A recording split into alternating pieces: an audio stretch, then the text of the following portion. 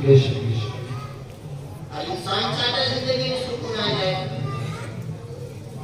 तीसरी चीज है मालदारी। कुछ है तो चाहता तो और बढ़ जाए, एक प्लाट है चाहता दूसरा मिल जाए, एक मकान है चाहता तो एक और ले लूं, एक गाड़ी है चाहता कि एक गाड़ी और खरीद लूं, 1000 रुपये ये मैं चाहता 2000 रुपये हो जाए। इन तीन चीजों के लिए बड़ी कोशिशें और मेहनतें इंसान रात और दिन कर रहा है।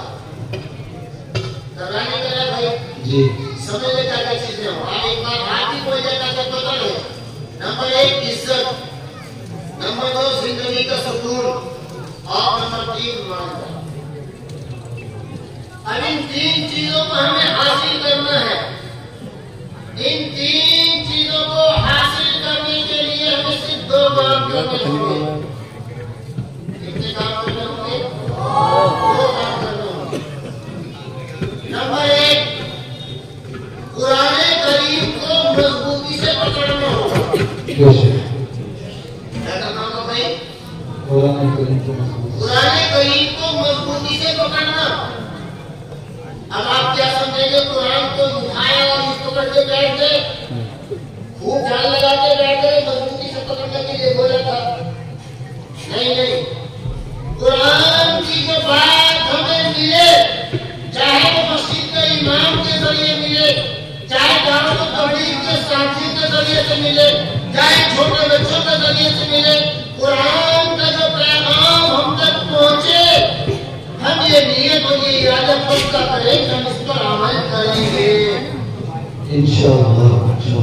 कुरान पढ़ने वालों से मोहब्बत रखें, कुरान पढ़ाने वालों से मोहब्बत रखें, कुरान सीखने सिखाने वालों से मोहब्बत रखें।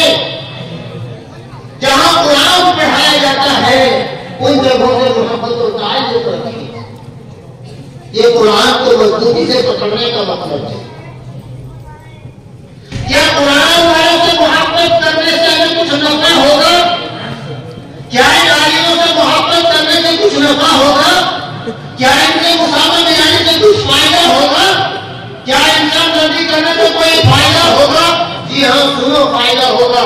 अल्लाह के नबी सल्लल्लाहु अलैहि वसल्लम ने इरशाद फरमाया, अल मरउ मअ मन अहब्बा।